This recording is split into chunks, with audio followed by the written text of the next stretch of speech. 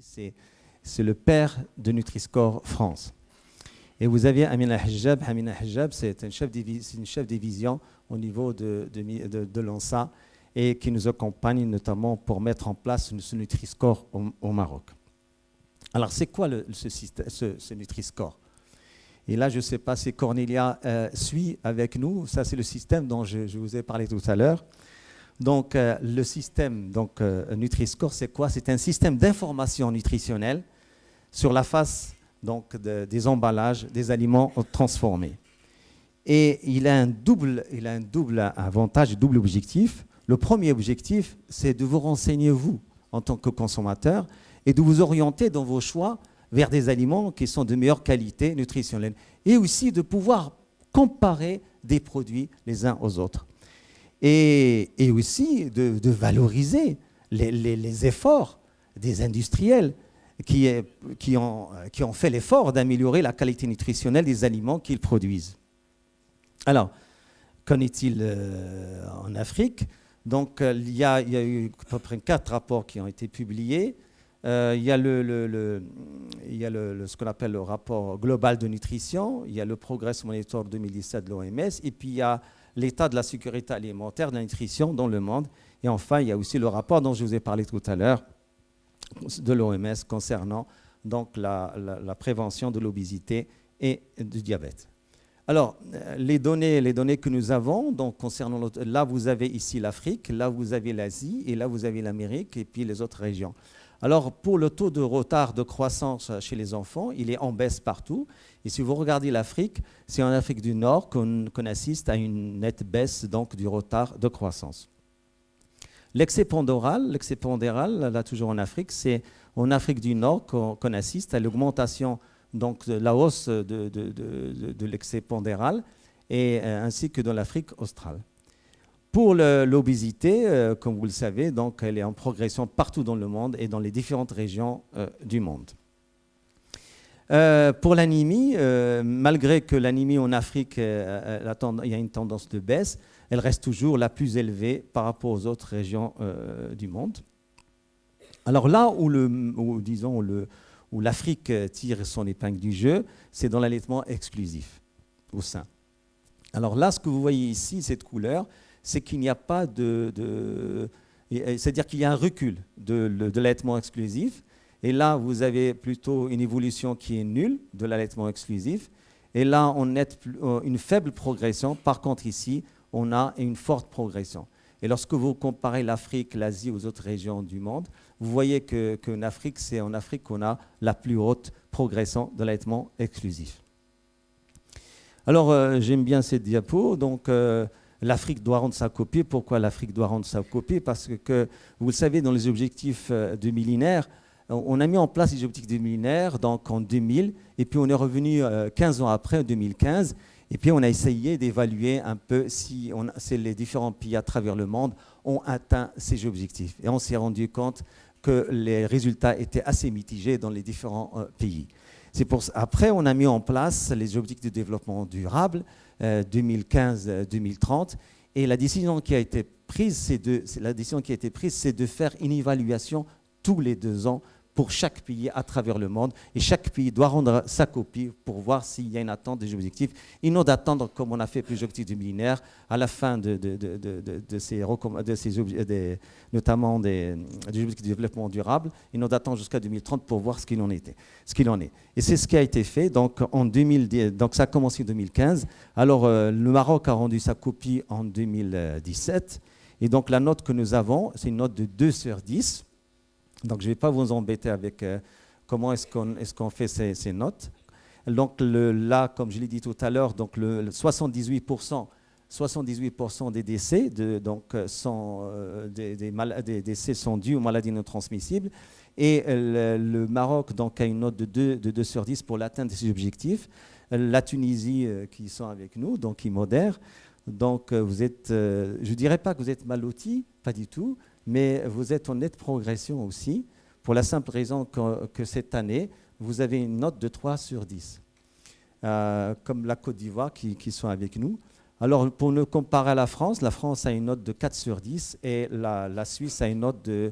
Les Suisses sont avec nous, Nicole qui est là au fond. Donc, ils ont une note de 5 sur 10.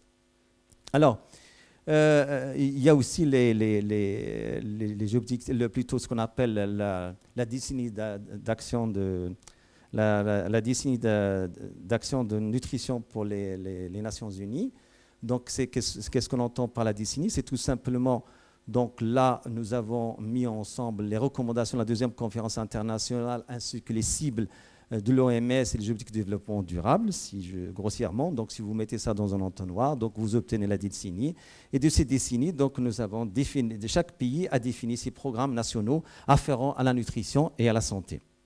Et comme vous le voyez, tout converge, le sel, le sucre, le sel, le gras et l'énergie convergent vers les recommandations de cette décennie. Alors, au Maroc et dans le monde, qu'en est-il? Donc, si vous regardez un peu pour le surpoids chez l'enfant, donc là, à l'échelle internationale, nous avons une prévalence de 6%. Au Maroc, on a 10,7%. Pour le retard de croissance à l'échelle internationale, donc la moyenne de 23%. Pour le Maroc, on est à 14,9%. Par contre, par exemple, pour le sodium, donc il y a une consommation, donc on est pratiquement, comme vous l'avez dit, de 10 grammes par parcelle par jour. Ce qui correspond à ce que je vous ai dit tout à l'heure. Pour là, ce qui intéresse beaucoup d'entre vous qui sont dans la salle, qu'en est-il pour le diabète? Alors pour le diabète, donc à l'échelle internationale, donc vous avez la prévalence pour les femmes, donc c'est 8%, et pour les hommes, c'est 9%. Alors qu'en est-il au Maroc en 2018? Donc sachez que c'est plus de 9% donc, pour le Maroc. Pour l'obésité chez l'adulte, donc nous avons pour les hommes, c'est 11%, pour les femmes, c'est 15%. Alors au Maroc, pour l'obésité, beaucoup plus que cela, donc on est au-delà des 20%. Pour l'hypertension chez l'adulte, donc là, vous avez c'est 20% pour les hommes et pour les femmes, 24%. Et au Maroc, on est beaucoup plus, c'est beaucoup plus que les 20% que vous voyez ici. Et c'est ce qui montre dont je vous ai parlé tout à l'heure. C'est pour ça que le Maroc a mis en place donc, ce plan d'action dont j'ai parlé tout à l'heure. Alors, comment est-ce qu'on arrive à cette histoire de Nutri-Score? Donc, le Maroc a mis en place un décret qui fixe les modalités d'étiquetage des produits alimentaires. Alors, l'objectif, les 3 fonctions principales d'un étiquetage, parmi elles, c'est de vous fournir des informations sur les aspects sanitaires et nutritionnels du produit. Et c'est aussi de vous informer sur l'aspect nutritionnel. Et aussi il y a aussi de mettre en place une réglementation qui régit l'étiquetage nutritionnel. Cette réglementation, donc, elle a été élaborée. Il y a un arrêté, plutôt un décret qui a été élaboré le 4 août 2016.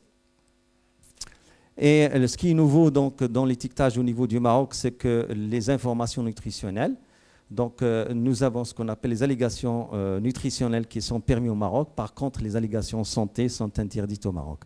Et voilà un peu les mentions obligatoires au niveau du Maroc. Vous avez ça. Dénomination, la liste des quantités des ingrédients, la quantité nette. Voilà à peu près ce qui est obligatoire au Maroc. Et ceci donc, est suivi de cette information nutritionnelle, à savoir la valeur nutritionnelle, les allégations nutritionnelles. Par contre, les allégations santé dont je vous ai parlé tout à l'heure sont interdites au Maroc. Et ceci a été publié dans le bulletin officiel le 4 août 2017. Alors, si vous êtes devant un étiquetage pareil, il est difficile de savoir quelle est la teneur rapidement pour quelqu'un qui ne sait pas lire, ou du moins même pour quelqu'un qui sait lire. Est-ce qu'il aura la patience de voir est-ce que ce produit contient assez de sel, ou bien trop de sel ou trop de sucre?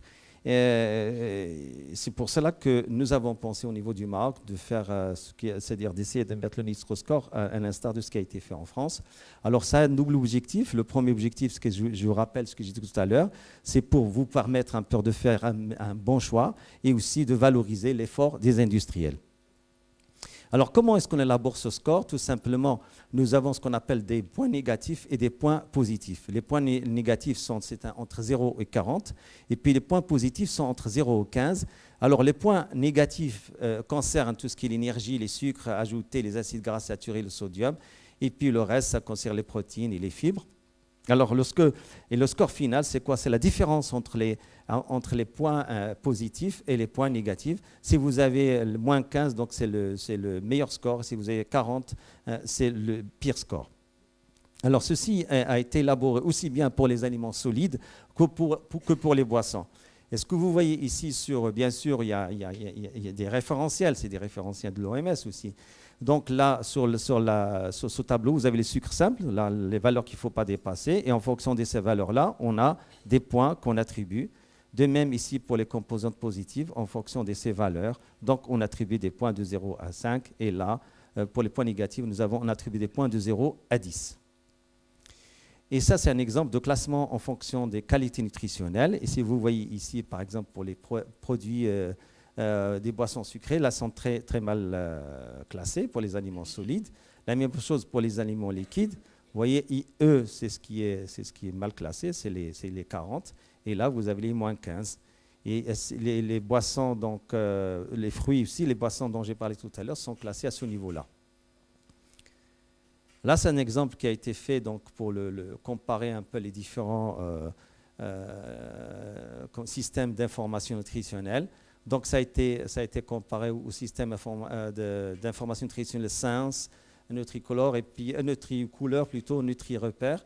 Et c'est le Nutri-Score qui est le meilleur noté. Ça, c'est un travail qui a été fait par Serge Hersberg et son équipe. Ça a été fait à peu près sur 21 000 sujets. Et c'est ce que nous sommes en train de faire au niveau du Maroc. Alors là, je vous donne un exemple d'application du Nutri-Score. C'est-à-dire que le Nutri-Score, on ne compare pas, disons, du chocolat avec des boissons, mais plutôt on compare le même produit transformé on compare le même produit transformé. Et vous regardez ici, par exemple, pour les cornflakes, on compare les cornflakes. Et ce cornflakes-là, c'est lui qui est le plus mal classé. Et celui-là, c'est le meilleur classé. Ce qui est intéressant, c'est que ce produit-là, c'est pour encourager c'est-à-dire l'effort qu'aurait fait cette entreprise, à ce moment-là, en diminuant le taux de sucre ou du gras, à ce moment-là, il va se retrouver ainsi. Il y aura un déplacement vers la gauche.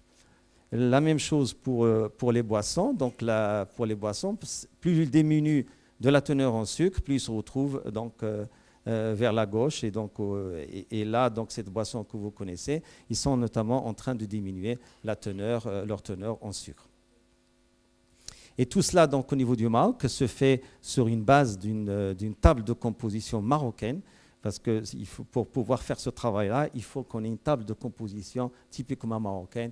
Et cette table de composition marocaine, donc, elle a été développée et elle est en phase de publication. Là, je vous donne juste un exemple de cette table de composition, ce que vous voyez ici. Donc, parce que les aliments qui sont consommés, il y a des aliments qui sont importés, mais il y a aussi des aliments qui sont produits localement. Et aussi, il y a des aliments qui sont typiquement marocains et qui ont besoin de leur propre composition alimentaire. C'est pour ça que nous avons développé une table de composition des aliments. Voilà, merci.